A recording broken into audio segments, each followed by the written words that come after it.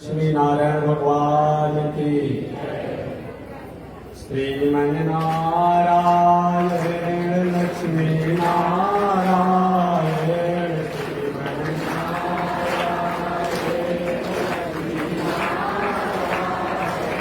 श्रीमन्नारायण नारायण नारायण श्रीमन्नारायण नारायण। बोलिए लक्ष्मी नारायण भगवान की। अनंताचार्य कृपया वेदांत द्वयपारगम रामकृष्णांग भक्तम विश्वक्सेन मुनिं भजे। कासायं यज्ञसूत्रं शुचिवपुषि तथा चोर्वपुण्ड्रं च बाले यस्यास्ते दक्षहस्ते कलिकुमतिगिरीन्द्रेन्द्रवज्रं त्रिदण्डं संसाराग्नि प्रशान्त्यै हृतजलममलं दारुपात्रं पवित्रं श्रीविश्वक्सेन सूर्यः पदकमलयुगं श्रेयसे संश्रयामि। लक्ष्मीनाथसमारम्भां नाथयामुनमध्यमाम् अस्मदाचार्यपर्यन्तां वन्दे गुरुपरम्परां। नारायणाय विद्महे वासुदेवाय धीमहि तन्नो विष्णु प्रचोदयात्।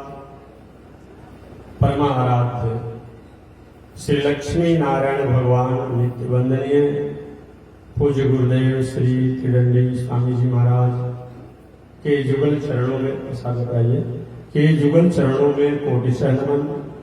भगवत भागवत आचार्य कैंकर्य पारायण महानुभाव मात्र 15-20 मिनट कथा सुनाना है। समय से उसमें भर जाएंगे क्योंकि समय का अतिक्रमण नहीं किया जाएगा। जो नियत समय है तो 15 से 20 मिनट तक मात्र कथा सुनाएंगे। पिछले दिन मैंने निवेदन किया था मैत्री जी साक्षात धर्म के अवतार, विदुर जी साक्षात धर्म के धर्मराज के अवतार, मांडव ऋषि के शाप के कारण इस संसार में दासी पुत्र विदुर के रूप में जाने गए। मैत्री ऋषि संतों के आशीर्वाद कृपा से एक समान जोनी को प्राप्त करने वाले संतों के सत्संग और दर्शन के फलस्वरूप मैत्री ऋषि थे। पावन प्रसंगों को मैत्रेय जी ने विदुर जी के पूछने पर बताया कि सृष्टि के प्रारंभ में भगवान श्रीमन नारायण द्वारा सृष्टि हुई। उन सृष्टि में ब्रह्मा जी के सबसे बड़े पुत्र, सबसे बड़े क्या कहा जाएगा, सबसे बड़े तो सनक सनंदन सनातन सनतकुमार हैं, लेकिन ऋषियों में सबसे बड़े ऋषि के रूप में मरीचि ऋषि हुए। ब्रह्मा जी के 10 ऋषि पुत्रों में मरीचि ऋषि बड़े हैं। मरीचि ऋषि के अनेक पुत्रों में कश्यप ऋषि श्रेष्ठ है। कश्यप ऋषि की अनेक पत्नियों में देव माता अदिति मुख्य है। जो देव माता अदिति से देवता लोग जन्म लिए हैं, वह देवता में सूर्य का भी नाम आता है, वरुण का भी नाम आता है, वामन भगवान का भी नाम आता है। कश्यप ऋषि की दूसरी पत्नी का नाम दीति। उन दीति से दैत्य हुए। बहुत दिनों तक दीति माने दैत्यों की माता द्वारा कोई संतान जब नहीं हुआ तो दीति ने प्रार्थना किया, महाराज मेरा पुत्र, हम लोग को भी पुत्र होना चाहिए। कश्यप ऋषि ने कहा, देवी क्या है अपना क्या पराया, अपना कौन है और पराया कौन है। हमारा कर्म हमारा धर्म, हमारी नैतिकता, हमारा संस्कार, हमारी संस्कृति, हमारी सभ्यता, हमारी मर्यादा, यही अपना और पराया है। बाकी कोई ना अपना है न कोई पराया है।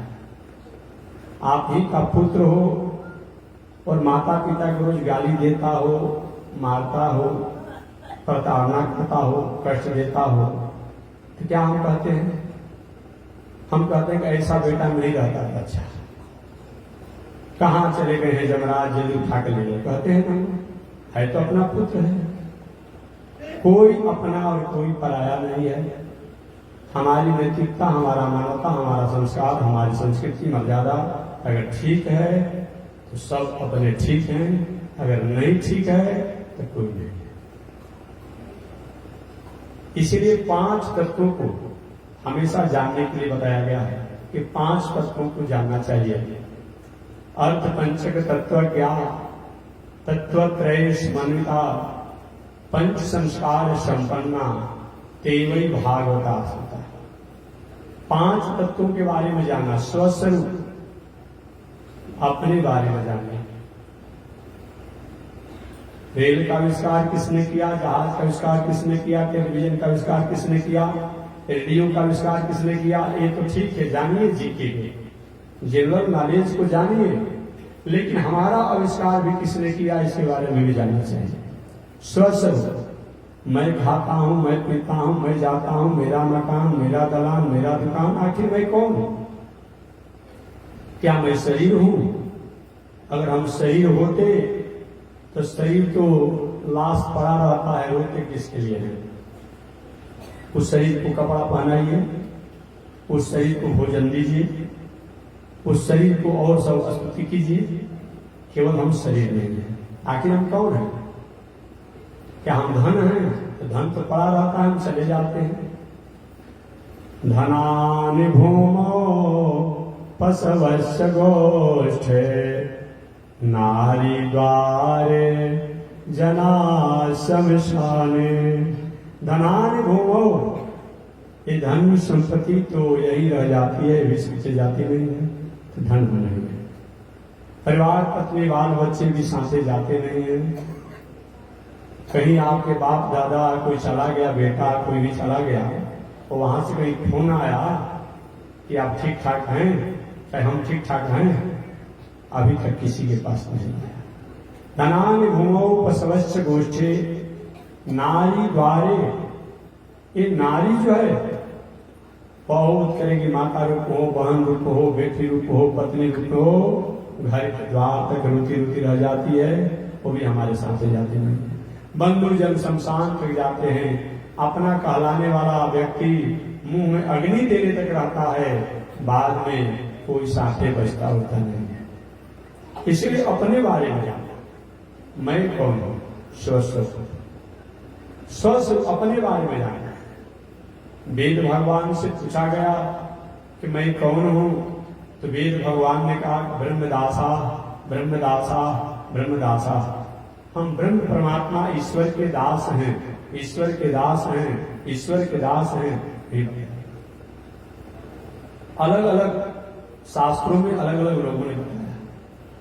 किसी ने कहा कि हम भगवान के अंश हैं, ईश्वर अंश जीव अविनाशी। भगवान श्रीमद् भगवत गीता में कहते हैं ममई वांशो, कहते हैं कि मेरा ही अंश जो है ये जीव है। आखिर हम कौन हैं? तो सबसे अंतिम बात यही है कि हम ईश्वर के थे, ईश्वर के हैं और ईश्वर के रहेंगे। यही जानना, वही अपने स्वरूप के बारे में जानना। अगर हम ये नहीं जानते हैं तो हमारे लिए ही सबसे बड़ी विडंबना है। महाभारत में यक्ष ने धर्मराज युधिष्ठिर से पूछा था, हे युधिष्ठिर जी, किम आश्चर्यम, इस दुनिया का सबसे बड़ा आश्चर्य क्या है? धर्मराज युधिष्ठिर ने कहा कि इस दुनिया का सबसे बड़ा आश्चर्य है, और दुनिया के वस्तु व्यवस्था को तो हम अपना मानते हैं, लेकिन परमात्मा हमारे हैं, हम ईश्वर के हैं, ये हम नहीं मानते हैं। यही सबसे बड़ा आश्चर्य है। रोज दुनिया में जाते हुए मरते हुए अनेक घटनाओं को गुजर करके घटना होने से लोगों को जाते हुए देखते हैं, लेकिन कभी भी मन में नहीं होता है कि मैं भी ये संसार से कभी न कभी और किसी न किसी जाने वाला हूं। यही सबसे बड़ा अवसर है, यही अवसर है। तो स्वस्वरूप अपने बारे में जानना, परस्वरूप हम ही हैं कि हमारे बाद में कोई है, इसके बारे में भी जानना। मैं ही नहीं हूं, अगर हम ही होते तो हम जो चाहते वही करते, लेकिन हमारे बाद भी एक सत्ता, एक शक्ति है जो अपने द्वारा कल्याण करके जीवों को संचालित करती है, उसको भी जानना। स्वस्वरूप वो परमात्मा उपाय स्वरूप, उसकी प्राप्ति का उपाय क्या है? जो परमात्मा इस संसार में है उसकी प्राप्ति का उपाय क्या है, इसको भी जानना। और विरोधी स्वरूप, उसकी प्राप्ति में विरोध क्या है जो हमें प्राप्त नहीं करने देती है, वह है तृष्णा, कृष्णा, द्वेष। हम अपनी उपलब्धियों द्वारा बढ़े, अच्छी बात है, लेकिन दूसरा कोई उपलब्धियों से बढ़ रहा है तो हम अपने बढ़ने से जितना प्रसन्न नहीं है, उतना उसके आगे बढ़ने से मन में ईर्ष्या है, द्वेष है। ये क्या है? ये विरोधी तत्व है। स्वस्वरूप, परस्वरूप, उपाय स्वरूप, विरोधी स्वरूप और पुरुषार्थ स्वरूप। पुरुषार्थ हमारा कर्तव्य क्या होता है, पुरुषार्थ क्या होता है? जीवन में विषम से विषम परिस्थिति आवे, लेकिन फिर भी कहीं हमें सफल मार्गों की तरफ हमें अग्रसर होना चाहिए और गलत मार्गों से हमेशा पैर को मोड़ना चाहिए। एक पुरुषार्थ है। ये 5 तत्वों के बारे में जानना। श्री कश्यप ऋषि ने अपनी दूसरी पत्नी दीति यानी दैत्यों की माता से कहा, देवी क्या अपना और क्या पराया? क्या देवता तुम्हारे पुत्र नहीं है? जब तुम हमारी पत्नी हो तो हमारे पुत्र जब देवता हैं, क्या देवता तुम्हारे पुत्र नहीं है? जब तुम हमारी पत्नी हो और तुम्हारी छोटी सौत जो तुम्हारी बड़ी सौत जो अदिति है, उन अदिति के पुत्र देवता हैं, तो क्या तुम्हारे पुत्र नहीं हुए? कि महाराज ये तो बात है, लेकिन अपना पुत्र होना चाहिए। कि ठीक है, समय की प्रतीक्षा करो, समय से पुत्र का आशीर्वचन होगा। कि नहीं महाराज, हमें बहुत दिन तक प्रतीक्षा करना संभव नहीं है, मैं बहुत समय तक प्रतीक्षा नहीं कर पाऊंगी। उन्होंने कहा देवी इस समय मुहूर्त अच्छा नहीं है, अभी अगर इस समय तुमने प्रश्न किया या गजरेर का समय है, सायंकाल का समय है, इस समय अगर संतान की कामना करोगी तो संतान राक्षसी वृत्ति को होगा, ऋषि कुल खानदान का नहीं होगा। कि महाराज कुछ भी हो, लेकिन हमें तो पुत्र चाहिए। भावना में आ गए कश्यप ऋषि अपनी दूसरी पत्नी दीति के कहने में, और उसको वंश विस्तार के अधिकार को दिया। और उस कार्यों से निवृत्त जब हुए तो कह देवी बहुत अनर्थ हो गया, तुम्हारा पुत्र तो होगा लेकिन पूरे दुनिया में उपद्रव करने वाला होगा। अरे महाराज, मेरा पुत्र और उपद्रव करने वाला होगा, क्या आपकी बदनामी नहीं होगी? आपकी भी बदनामी, कश्यप ऋषि के पुत्र हैं। कोई कृपा कीजिए कि ठीक है, तुमने अफसोस किया है, पश्चाताप किया है, पर पुत्र तो तुम्हारा राक्षस होगा, लेकिन तुम्हारे पुत्र के पुत्र जो होंगे एक भक्त होंगे, जो बाद में प्रहलाद जी हुए हैं। समय से अपने गर्भ में दीति ने बालकों को धारण किया, तो दूसरे बालक नहीं थे, वो भगवान के निजी सेवक जय विजय द्वारा सनक सनंदन सनातन सनत कुमार के प्रति व्यवहार उदास कर दिया गया है, अनादर कर दिया गया। कारण वही सनकादियों ने जय विजय को साथ दे दिया, वही जय विजय सूचित साप राक्षस बनने का हो गया। किसको माता पिता बनाया जाए? वही कश्यप ऋषि की दूसरी पत्नी दीति के गर्भ में सूक्ष्म रूप में आए और गर्भ में परिणत पोषित होने लगे। समय पा करके ये दोनों बालक जन्म लिए, जिनका नाम पड़ा हिरण्याक्ष और हिरण्यकशिपु। एक का नाम पड़ा हिरण्याक्ष और दूसरे का नाम पड़ा हिरण्यकशिपु। हिरण्याक्ष का मतलब हिरण्य माने तो सोना भी होता है, अक्ष माने आंख होता है, सोना के समान जिनका आंख हो। या हिरण्याक्ष का दूसरा अर्थ ये भी होता है, हिरण्य माने होता है सोना, अक्ष माने आंख, अर्थात जो दूसरे की पद प्रतिष्ठा धन संपत्ति ऐश्वर्य वैभव पर आंख गड़ाया हुआ हो, आंख लगाया हुआ हो, हड़पने की नियत हो, लेने की नियत हो, लेने के लिए अनेक प्रकार का साजिश करता हो, वही क्या है? हिरण्याक्ष। और हिरण्यकशिपु, हिरण्यकशिपु का मतलब क्या हुआ? हिरण्य माने तो सोना होता है, जो इन चीजों को अपना मान करके और किसी की संपत्ति को छीन लेता हो, लूट लेता हो, और जो परमात्मा की सत्ता को, धर्म की सत्ता को, ईश्वर की सत्ता को, देवता की सत्ता को जो नहीं मानता हो, वह क्या है? हिरण्यकशिपु। दोनों दिन दुना रात चौगुना बढ़ने लगे। ब्रह्मा जी का घोर तपस्या किया, घोर तपस्या करके एक भाई ने वरदान प्राप्त किया कि हमारे पास अजय बल हो जाए, और दूसरा भाई हिरण्यकशिपु ने वरदान प्राप्त किया कि ब्रह्मा जी आपके सृष्टि में मेरी मृत्यु नहीं किसी द्वारा होगा। और जब बल प्राप्त कर लिए तो एक दिन हिरण्याक्ष ने नारद जी को पकड़ लिया और कहे बाबा क्यों लगाते भिड़ाते हो कि लड़ना भी जानते हो?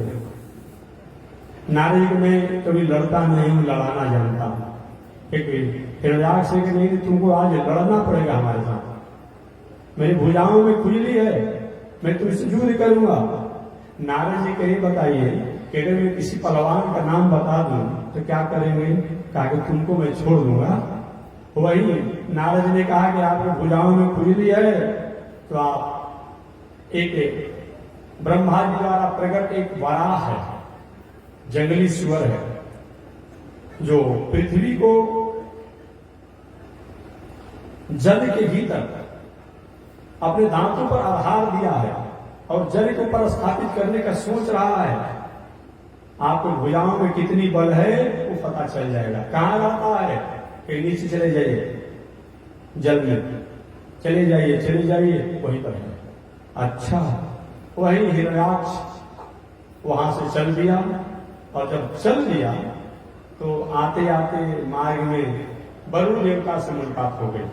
अब वरुण देवता से जब मुलाकात हुआ तो वरुण देवता को एक हाथ से प्रणाम किया, दाएं हाथ से, एक हाथ से। एक तरह से भी अपमान है, अपराध है, और अपना श्री ऐश्वर्य कीर्ति को विहीन करना है। आज के जमाना में तो हो ही गया है।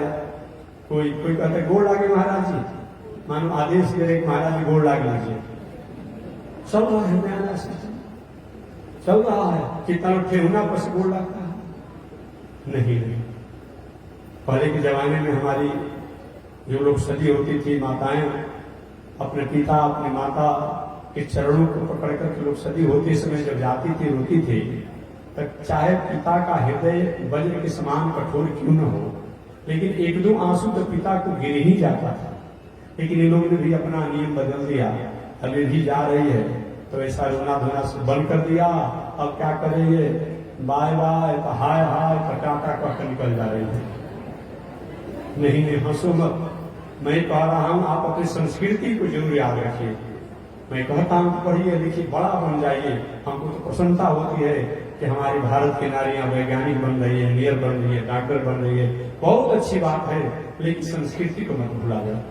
यही मैं बात रखा था। पहले की माताओं की जब देखते हैं कितना आनंद आता है। ऐसा नहीं होना चाहिए। आप पश्चिमी सभ्यता में क्यों जा रहे हैं? नहीं, हम भले पश्चिम की यात्रा कर लेंगे, लेकिन पश्चिमी सभ्यता में नहीं जाएंगे। आपने कभी सुना होगा अर्जुन स्वर्गलोक में गए, और स्वर्गलोक में गए तो स्वर्ग के अधिकारियों ने, देवराज इंद्र ने अर्जुन को प्रसन्न करने के लिए उर्वशी नाम की अप्सरा को भेजा। उर्वशी अप्सरा अर्जुन के सामने बहुत नृत्य किया, अनेक प्रकार से। इस आज नृत्य करने वाली जो होती है, जो कला कौशल का प्रदर्शन करती है, वैसे ही अनेक प्रकार से अपने प्रदर्शन किया नृत्य का। अर्जुन पर बहुत प्रभाव नहीं पड़ा। रात्रि में जब समय हुआ, अर्जुन अपने शिविर में रुके स्वर्गलोक में, उर्वशी आ गई और किवाड़ खटखटाने लगा, खुलवाने लगा। अर्जुन किवाड़ खोले, देवी जी इस अर्धरात्रि में आने का क्या कारण है? कि आने का कारण है मेरी पर संकट पड़ गया है, स्वर्ग में संकट नहीं है, स्वर्ग पर कोई संकट नहीं है, मेरे पर संकट पड़ गया है। और मेरी इच्छा है कि पति पत्नी की एक जैसा व्यवहार होता है, कर्म होता है, वैसे हमारे साथ आप संचार करें। अर्जुन हाथ जोड़ लिए, ऐसा नहीं होगा, ऐसा नहीं होगा, मैं पृथ्वी का राजकुमार हूं, ऐसा नहीं होगा।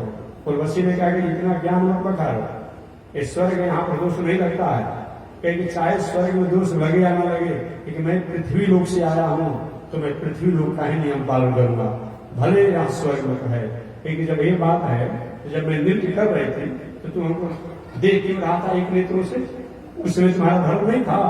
उर्वशी ने कहा, अर्जुन के मैं देख रहा था, देख करके ही कामना कर रहा था, इस उर्वशी का पैर जो है मेरी माता के पैरों के समान है, मैं अपनी माता से तुमको टैली कर रहा था, ताकि देखो मैं साफ दे दूंगी, ऐसी वैसी अप्सरा नहीं हूं कि मैं साफ मंजूर है, लेकिन मैं भारतीय संस्कृति को कलंकित नहीं करूंगा। उर्वशी ने साफ दिया, आप जानते होंगे कि जाओ वर्षों भर तुम नपुंसक हो जाओगे, हिजड़ा हो जाओगे। वही अर्जुन को जब 14 वर्षों के वनवास में अज्ञातवास में उनको हिजड़ा रूप में भी रहना पड़ा, नपुंसक रूप में रहना पड़ा। धन्य है अर्जुन कि अपने भारतीय संस्कृति को उन्होंने क्या किया, अपने वैदिक संस्कृति को उथल पुथल नहीं किया, कलंकित नहीं किया, भले उर्वशी के साथ सह लिए। इसीलिए आप खूब पढ़िए, बालक हो बालिका हो, सब लोग खूब पढ़िए लिखिए, बड़ा आदमी बनिए, लेकिन हमेशा अपनी संस्कृति को याद करिए, यही मैं कहना चाहता हूं। हिरण्याक्ष ने बाएं हाथों से प्रणाम किया, जबकि शास्त्र से अच्छा नहीं है, अच्छा नहीं है। और वरुण से कहा कि मैं युद्ध करना चाहता हूं। वरुण देवता कहे कि देखिए थोड़ा उम्र ढल गया है, कोई नालायक व्यक्ति हो, लंगा आदमी हो, कहीं आपसे कोई विवाद करना चाहता हो, हाथ जोड़कर बहाना बनाकर हट जाइए, कोई न कोई सुन मिलेगा, बाद में जो होगा सो होगा, लेकिन आप उससे हट जाइए, आप एक काम कीजिए। वरुण देव के मैं नहीं लड़ूंगा। आगे कहा ठीक है, तो उनको लिख कर दे दो कि वरुण देव हार गए और मैं जीत गया, देखो मैं लिख पढ़ नहीं सकता हूं, मैं आपसे हाथ आगे बढ़ा गया। वहीं पर बराह अवतार भगवान अपने दांतों पर पृथ्वी को आधार दिए थे, सोच रहे थे कैसे जल के ऊपर पृथ्वी को स्थापित किया जाए। वही अच्छा ये सुअर हमसे लड़ेगा, इसी भाषा में कहा, ये सुअर हमसे लड़ेगा, यह वनगोचर हमसे लड़ेगा, ये जंगली सुअर की क्या ताकत हमसे लड़ने के लिए। भगवान कहे यहां आ गया, भगवान ने कहा देखिए मैं वनगोचर हूं, लेकिन तुम्हारे जैसे ग्राम सिंहों का मैं शिकार करता हूं। ग्राम सिंह ने कुत्ता होता है, गांव का कुत्ता है, तुम्हारे जैसे ग्राम सिंहों का मैं शिकार करता हूं। अरे हमको एक ग्रामीण कुत्ता कहता है, हिरण्याक्ष ने कहा। और हिरण्याक्ष ने बराह अवतार भगवान को एक चक्कर मारा, भगवान ने बचाव कर किया, भगवान पर्वत चटकन का प्रहार नहीं उठाया, पूरा भगवान आगे बढ़ गए। अच्छा भाग रहा है सुअर, तो मैं छोड़ दूंगा तुमको। और क्या कि भगवान पर गदा का प्रहार कर दिया, और गदा का प्रहार कर भगवान उसका भी बचाव कर लिया। देवता लोग वहां पर पहुंच गए। महाराज देखिए शाम का समय हो रहा है, राक्षसों का बल बढ़ जाता है, देखिएगा कृपा कीजिएगा। भगवान बराह अवतार में कह देता हूं तुम्हारा आदत बहुत खराब है, जब संकट में होते हो तो स्तुति करते हो, संकट दूर हो जाता है तो हमें से ताली छोड़ते हो। जाओ यहां से, रात को मैंने बनाया है, दिन को मैंने बनाया है, और हमको तुम समझा रहे हो। अरे भाई अपने घर में आप रात में रहिए व दिन में रहिए, रात में सुतिए व दिन में सुतिए, रात में काम करेंगे दिन में काम, अपना घर है ना। दूसरी कंपनी या और जगह तो बात आती भाई कि कब ड्यूटी है, कब क्या है, कब ऑफिस बंद होगा, ठीक है अपना घर है। पर भगवान ने कहा हमको तुम समझा रहे हो, रात भी हमने बनाया है, दिन भी हमने बनाया है, सब कुछ हमने बनाया है, जाओ अपना काम करो। वही बराह अवतार परमात्मा ने क्या किया, उस हिरण्यकश्यप का बड़ा भाई जो हिरण्याक्ष था उसको एक चक्कर मारे, और एक चक्कर जब मारे तो वहीं पे गिर पड़ा, और गिर पड़ा तो आंख निकल गया। और जब आंख में निकल गया तो काम तमाम हो गया। आदौ हिरण्याक्ष वध, क्या चीज, आदौ हिरण्याक्ष वध, वही हिरण्याक्ष का वध हो गया। और हिरण्याक्ष का जब वध हो गया तो वध होने के बाद अब सभी देवता लोग स्तुति करने लगे, और सभी देवता स्तुति कहते हैं धन्य प्रभु, आपने हम देवताओं का मंगल किया। और स्तुति करके देवताओं के ही काम है कि जब आते हैं कुछ बारिश करते हैं, स्तुति करेंगे, चले जाएंगे। इस प्रकार से हिरण्याक्ष का वध हुआ। और हिरण्याक्ष के वध होने के बाद अब हिरण्याक्ष का भाई जो है कहा कि मैं बदला लेकर के मानूंगा, मैं बदला लेकर के मानूंगा। और वो संकल्प लिया, अब जहां भी पूजा पाठ योग दान तीर्थ व्रत जो भी कुछ होता वो सब जगह बंद करा देता। कहता है कि न होतव्यम न दातव्यम, कोई हवन नहीं करेगा, कोई दान नहीं करेगा, कोई पूजा नहीं करेगा, कोई पाठ नहीं करेगा। और इस प्रकार चारों तरफ एक घोषणा कर दिया और कहा कि अगर किसी करना है तो मेरे नाम पर करना पड़ेगा। हाहाकार मच गया, कोई कुछ कर नहीं पा रहा है। अदिति माता के कुंडल छीन लिया, किसी से कहा चल झाड़ू दे, देवताओं से किसी से झाड़ू दिवाता, किसी से पानी भरवाता, किसी से भोजन बनवाता। और इस प्रकार से अत्याचार अनाचार होता। एक बात कहकर वाणी को मैं विराम दूंगा। लोग कहते हैं कि महाराज जी कलयुग में ही केवल अपराध और पाप है। नहीं, सतयुग में भी था। सतयुग में हिरण्याक्ष कसूर था ना, देवताओं के दांत खट्टा कर दिया था, ऋषियों के दांत खट्टा कर दिया था। इसलिए आगे नहीं है, उस समय भी था। उस समय केवल एक राक्षस और मजबूत हुआ करते थे। अभी तक कहीं न कहीं कुछ हम पूजा पाठ योग दान तीर्थ व्रत कुछ कभी ले रहे हैं ना, कि उन लोग जो होता उनके जमाने में न होतव्यम न दातव्यम, आपने सुना होगा ना। एक विश्वामित्र बाबा को जॉब करने के लिए तरसते रहते थे।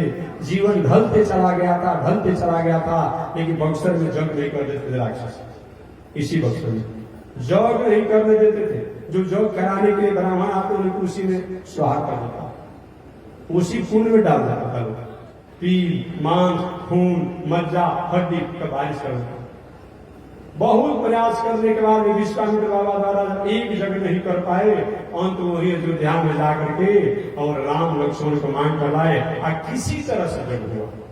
तो केवल इसी समय नहीं, सतयुग में भी उपद्रव था, त्रेता युग में भी उपद्रव था, द्वापर युग में भी उपद्रव था और आज भी उपद्रव है। सबकी सत्ता होती है। ऐसे आदो हिरण्याक्ष वध। अब हिरण्याक्ष के वध होने के बाद हमारे वराह अवतार भगवान ने पृथ्वी को जल के ऊपर स्थापित कर दिया। बोलिए वराह अवतार भगवान की। वही वराह अवतार भगवान द्वारा एक पृथ्वी के ऊपर जल के ऊपर पृथ्वी को स्थापित कर दिया गया है। इसीलिए कोई भी पूजा पाठ होता है, चाहे विवाह हो शादी हो जो कुछ जग हो कुंड हो, सब में जो माटी कोड़ा जाता है वो माटी कोड़ने में क्या होता है, यह जल यात्रा जो होती है ये सब वराह अवतार भगवान की ही तो पूजा किया जाता है। कि सबसे पहले वराह अवतार भगवान ने जो जल में डूबी पृथ्वी थी उन पृथ्वी को जल के ऊपर स्थापित कर दिया। ऐसे वराह अवतार भगवान ने पृथ्वी को जल के ऊपर स्थापित करके देवताओं का मंगल करके पुनः अपने लोक में चले गए। तो आज यही पर मैं वाणी को विराम दे रहा हूँ। कल देखेंगे कि हिरण्याक्ष का भाई हिरण्यकशिपु जो है अपने भाई के मरने के बाद किस प्रकार से भगवान के भक्तों से विष्णु से अपना बदला की भावना रखता है। शेष चर्चा अगले दिन आज इसी के साथ माने मिला। श्रीमन नारायण लक्ष्मी श्रीमन नारायण लक्ष्मी नारायण श्रीमन नारायण लक्ष्मी श्रीमन नारायण नारायण नारायण श्रीमन नारायण नारायण। बोलिए श्री लक्ष्मी नारायण भगवान की। हरि ओम। शांति शांति शांति।